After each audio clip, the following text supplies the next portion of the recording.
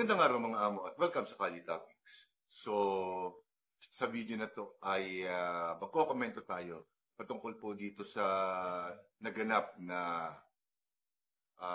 pagbibitaw o pagbibitiw sa tungkulin ni Speaker Romualdez at ang pumalit sa kanya ay si Representative Faustino de Guzman D. ng 6th District ng Isabela. So marami lang hindi nakakakilala sa tao na to, pero siya po ay kapartido ni Pangulong Bongbong Marcos at ni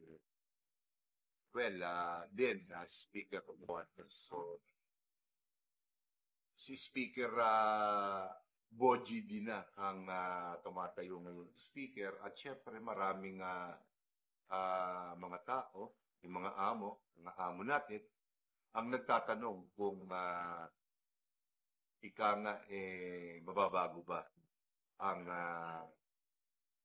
magiging takbo ng Kamara at maibabago ba ni Speaker Boji D ang nadurog na kredibilidad ng Kamara. So, at isa pa nga palang katanungan yan ay good choice ba si Speaker D o band-aid solution lang? So, yan yung mga question, mga katanungan na ating sasagutin ngayon. Bibigyan ng komento. Well, kahapon ay nagbitiw na sa tungkulin si Speaker Romualdez at ang pumalit na nga po sa kanya ay si Speaker Faustino D. ng Isabela. At totoo niyan mga amo, hindi po kilala personal yan o hindi. Sabagay, wala naman na nakakakilala. Nang si Speaker Romualdez ang namumuno sa Kamara, isa si Representative Boji D sa mga deputy speaker. So, tulad ng sinabi ko kanina, ay kapatid siya ni Martin Romualdez at siyempre antimanong automatic markadong tuta o puppet siya ni Martin Romualdez. Sinabi ko sa last video ko na kung may konting delikadesa pa na natitira, si Speaker Martin Romualdez ay magkukusa na po siyang bumaba sa pwesto. Nang sa ganun ay maisalba pa niya yung natitira, natiwala pa ng tao sa House of Representatives. Pero apparently, hindi pala ganun ang umuugong na istorya. Ang umuugong na istorya pala dyan ay talagang may nakibig ng kudita sa Kamara at ang naging solusyon, parang lumabas na maganda ay nagkusa na lamang mag-resign si Speaker Romualdez. At ito na nga si Speaker Boji D ang pumalit sa kanya. Well, sa unang tingin ko kay Speaker Boji D ay hindi siya yung tipo ng tao. Well, sa physical appearance ang pinagbabasihan ko, hindi siya ganong ka-stricto sa aking pananaw. Bagamat iba ang sinasabi ng mga kasama niya sa Kamara at siyempre iba rin, hindi naman iba, halos kapareho din ng aking nakita ang binanggit ni Senador Amy Marcos na si Speaker D ay mabait na tao. So parang sa tsura ng pananalita at body language ni Senador Marcos, medyo mukhang madaling itulak si Speaker D. Pero syempre, yung sa speech niya ay ah, sinabi naman niya na buong tapang niyang haharapin ang hamon ng nasa at panghahawa yung kanyang mga sinabi na yan dahil napakalaking problema, hindi ba mga amo, napakalaking problema ang iniwan ni former Speaker mas lalong na po sa usapin ng ika nga katiwalian. Papaano niya i-address to? Sinabi ko kanina, good choice ba? O band-aid solution lang si Speaker D? Well, sa aking limitado at simpleng opinion ay mukhang lumalabas lamang band-aid solution lang siya sa problemang kinakaharap Kamara dahil ano ba ang silbi ng band-aid? Hindi ba pan ang sugat? So ganun ang nakikita kong naging papel ni Speaker D sa sitwasyon na to. Kumbaga, unang-una, wala siyang kalaban para sa speakership. Kanto siya dahil siya ang inendorso ng mayorya. Yung malaking bilang ng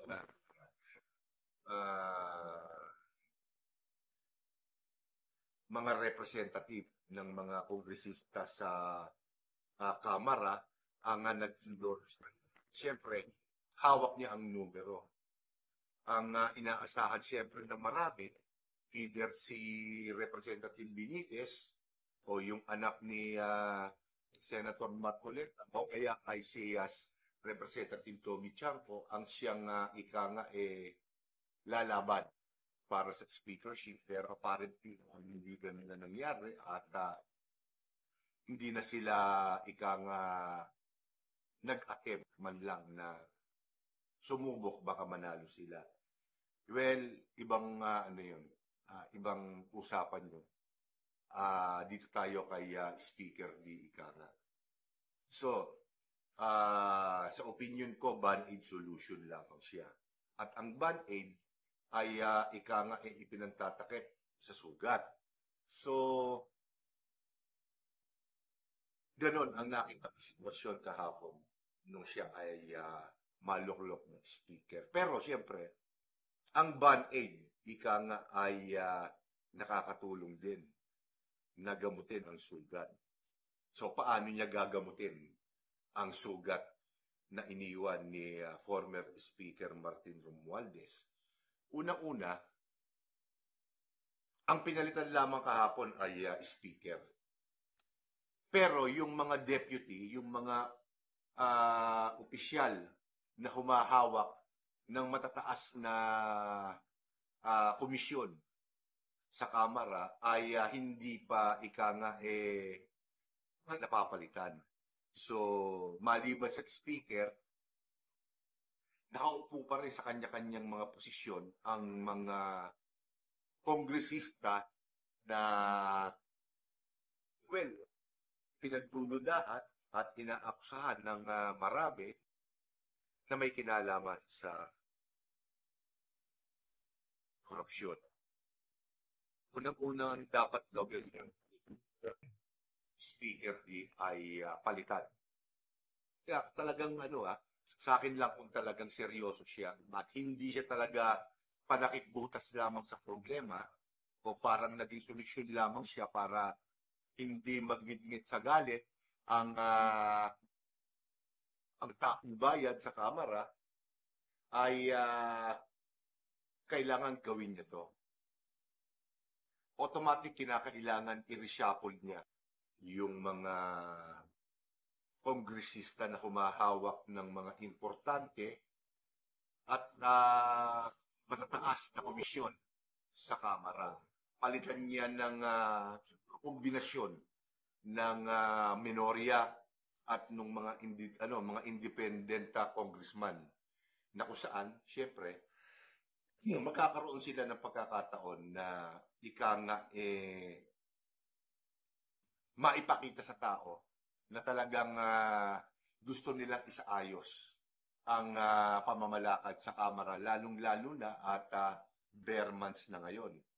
At syempre, inaasahan ng ating Pangulo na maisasaayos ang 2026 national budget. Dahil kung hindi, malamang re-enacted budget ang ating magagamit sa 2026, which is parang hindi maganda dahil syempre, bawat taon ay nadadagdagan ng gastos ng ating gobyerno at bansa. At kung re-enacted budget ang pag-iirali, may mga proyekto ang gobyerno na hindi mapopondohan ng maayos o totally hindi mapopondohan para makatulong sa ating mga kababayan. So, unang trabaho niya dapat yan. As the newly elected Speaker of the House is palitan lahat ang mga deputies. Alam ko si Representative Sandro Marcos, anak ni Pangulong Bongbong Marcos, isa sa mga deputy speakers na dapat ay syempre kung ikaw ay talagang for good governance, magkukusa ka na rin bumitaw at pabayaan ng bagong speaker na mamili ng uupong chairman sa komite na kanyang pinamumunuan ngayon. Ganun na rin syempre doon sa iba. Di ba? Ibigay naman ni Speaker Romualdez doon sa mga minorya na hindi yung minorya na yung mga party list. Yung talagang may kinakatawan na distrito. Huwag doon sa mga party list at mga hindi ko alam kung anong masasabi ko sa mga party list na yan. At syempre doon sa mga independent congressman na may kakayahan din naman na pamunuan ang isang komisyon. Kapag ginawa niya yun, halos masasabi na rin natin na parang talagang disidido siya lang linisin ang Kamara. Diba? Pangalawa, dapat sa pagbabalangkas ng mga batas, lalong-lalo na ang ating taunang budget, yan ay dapat na ibino-broadcast sa telebisyon, sa mainstream media at sa social media na kung saan ang mga mamamayan ay may pagkakataong mapanood, mapakinggan kung ano-ano bang mga pagkakagastahan ng ating gobyerno para sa susunod na taon. Parang alam nila. Baga, may aasahan sila. Pati na rin yung mga infra project na yan. Yung flood control, kalsada, usalo, eskwelahan, lahat yan dapat mapanood natin. At nasa ganun, makwenta natin, di ba? Kasi syempre, may mga tao mahihilig mag-add-add. More or less, malalaman nila kung magkano ang dapat na magiging budget natin susunod na taon. May general idea na sila kung magkano. At kung mapapansin nila na parang lumaki dun sa inaasahan nila yung budget na pinirmahan ng Pangulo sila. At ikatlo, syempre, lalo-lalo na, dapat sa budget dahil yan lang naman ang pinagtatalunan dyan eh. Yan ang pinakapunot dulo ng korupsyon, pera. Kung paano maidadivert ang pera sa ano-anong mga project, mga gross project na sablay. Dapat may participation ng pribadong tao. Diba? Umanap sila ng mga pribadong tao na pwedeng mapagkatiwalaan na sasali sa pagbalangkas ng taunang budget. Nang sa ganun, talagang mapatunayan na libre. At hindi dapat yan, non-negotiable. At hindi pwedeng yung mga may secret meeting pa.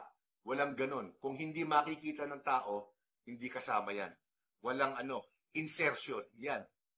Yan yung isa sa mga pinagmumulan ng korupsyon eh. Yung insertion. Tapos na yung budget, tapos na yung batas.